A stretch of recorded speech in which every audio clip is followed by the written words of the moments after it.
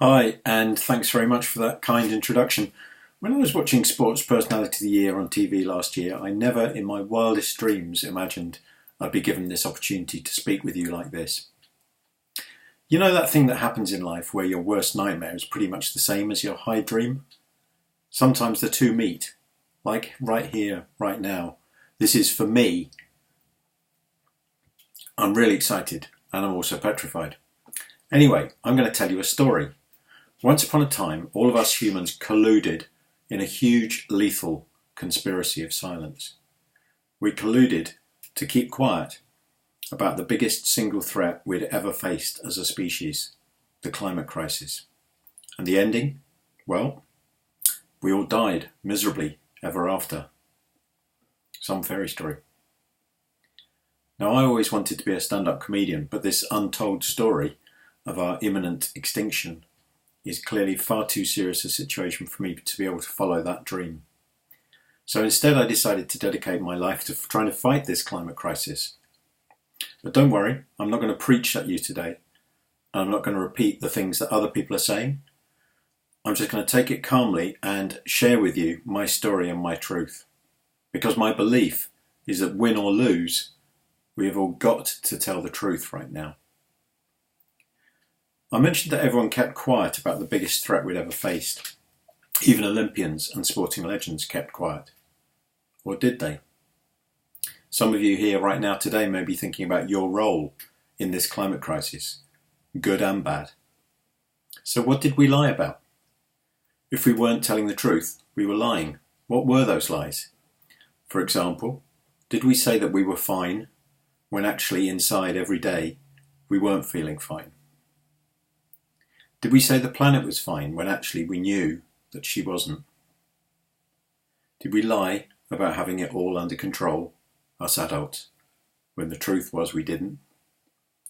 Did we lie about how addicted we were to fossil fuel every day, all of us? And most of all, did we lie to our kids when we said, it's not the end of the world? It's not the end of the world. I remember my parents saying that to me, to put things back into context for me. It's not the end of the world. But what if it was? What if it was and we weren't even talking about it? Could we be losing everything that we love? And for the sports people in this room, what if we are actually losing the biggest grand final of all time? So hold on a minute. We're Olympians.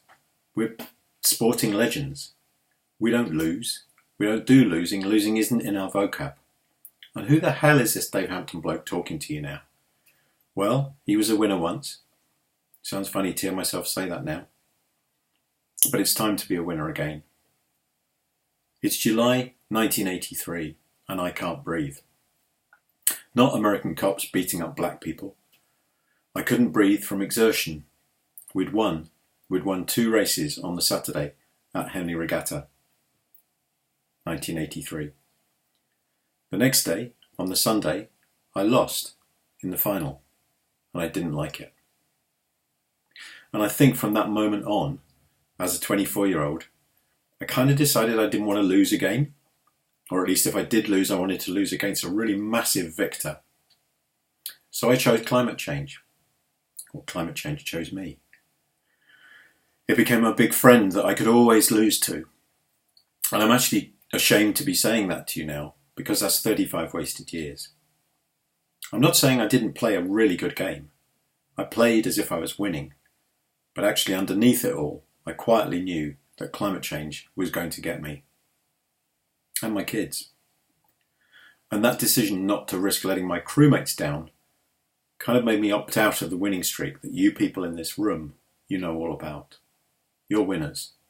We're winners. So as I say, I pretended to be going for the win, but really I was opting for a draw and being a bit of a loser. So I'm 60 now. I've spent the last 30 years studying climate change, fighting it, keeping a small footprint. 30 years ago, the future already looked bleak, and the prognosis has only got worse. It's almost too late. But there is a key word there, almost. The truth is, underneath it all, I'd given up. Until along comes a young lady, a lady called Greta Thunberg. She takes no prisoners.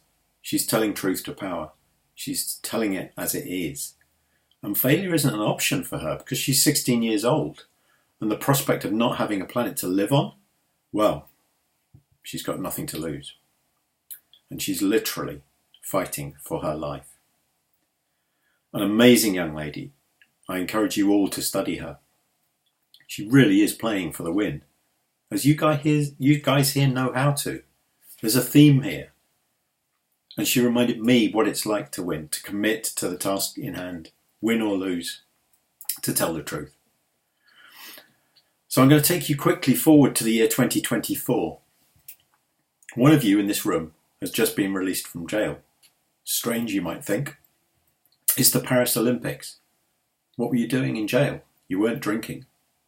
No, you were jailed for your climate activism. You were jailed for telling the truth. You didn't shrink from the task in hand, and you didn't just shrink your footprint. You did what needed to be done. You spoke out. You took on the governments of this world. You took on the fossil fuel lobby. You took on the most powerful opponents anyone could ever have, and you won. I once met a guy called Walter Blackburn, and he told me, it's not a can't, it's a won't. And I think we all have to make a decision whether we decide we can't tackle climate change or we won't. We've got to play for the win. We're playing for Greta. We're playing for our kids. And we're playing for all kids of all species. And I just can't emphasize enough that this is a dream or a nightmare. We have that power. So win or lose, thanks for hearing me today. And I wouldn't be stood here with Olympians and sporting legends if I wasn't ready to issue you with a grand challenge. The challenge I give you now is to join a growing band of people, Olympians who are speaking out. Will you now become a champion for the earth, for the earth, as well as a champion of the earth? Thank you very much.